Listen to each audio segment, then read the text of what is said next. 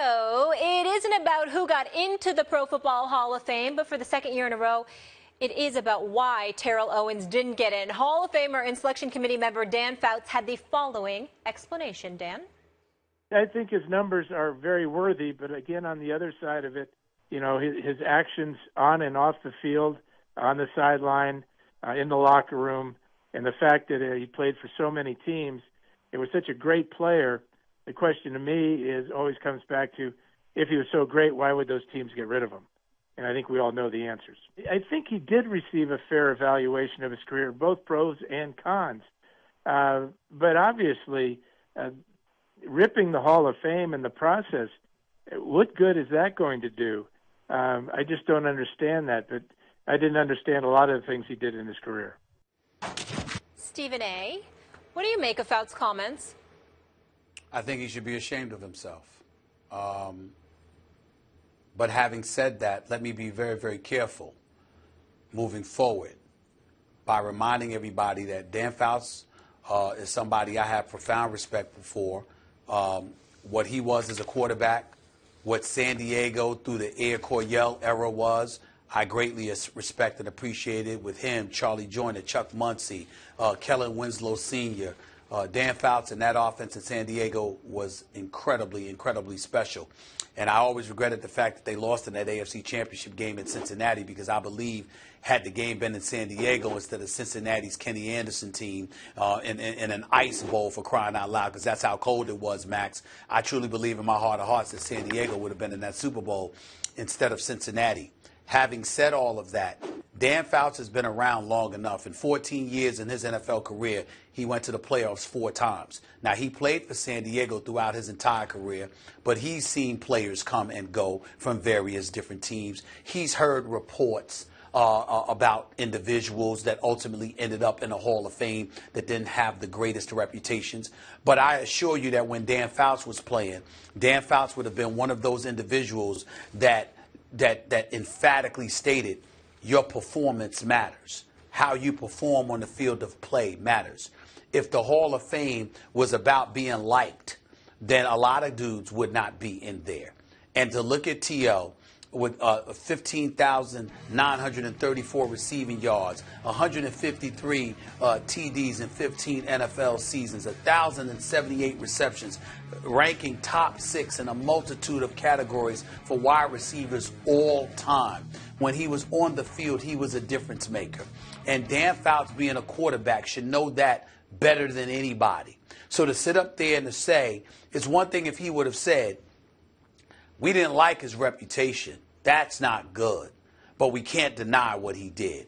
But to not say that, or to say that and use that as an excuse to justify omitting somebody whose qualifications are clearly worthy of Hall of Fame induction based on off-the-field behavior, I think Dan Fouts should be ashamed of himself for making that statement. I really do.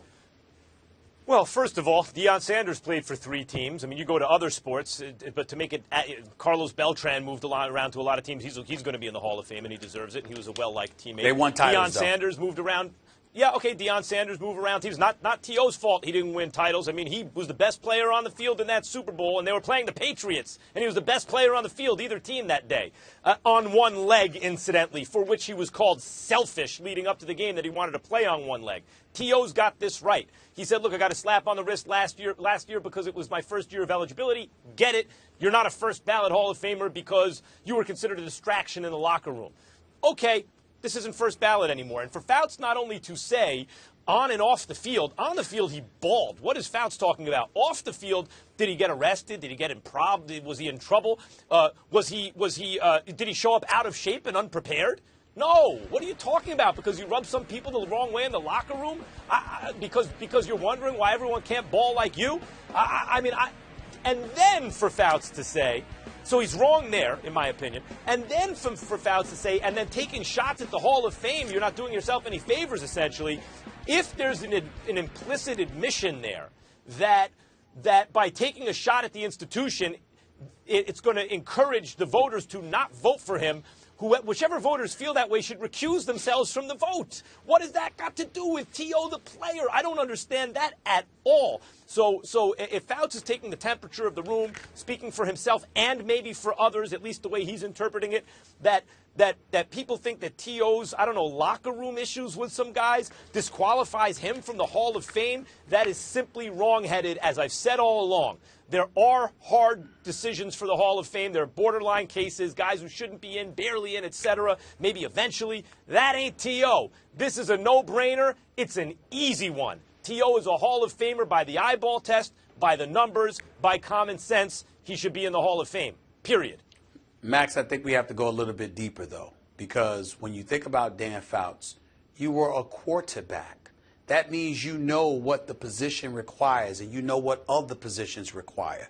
You also have been in a locker room for 14 years. You were there in San Diego for 14 years. You know what troubles this is. You also saw Ryan Leaf and how detrimental he was to his own growth and maturation when he was the second overall pick behind Peyton Manning, and how disastrous his career and his life turned out before he turned things around. He's getting himself better. We saw him in Super Bowl week last week. We wish him nothing but the best. I'm simply saying that to say you understand all the nuances. And one of the things that T.O. has never been given credit enough for, we saw him on reality TV and other places where his emotions came out, and he was very, very revealing. So we discovered an individual that had problems at home, that was never acknowledged and recognized by his father, that had a lot of demons that he had to overcome because they were inflicted upon him as a child. We live in a society where we find reasons to absolve folks from culpability in terms of their actions because of things that may have affected their life time and time again. We're looking at the NFL now on a macro level from a business perspective, Max, where, okay, you had previous regimes that paid no attention to the concussion issues. So what the NFL is doing right now, they're trying to address it with the level of sensitivity it deserves. So we understand that with all of these other things, but we can't understand that with T.O. when he has the numbers that show that despite what bedeviled him and what plagued him, he was still able to go out there and perform at a Hall of Fame level. And you can't give him that love? I don't understand it. I really don't. We're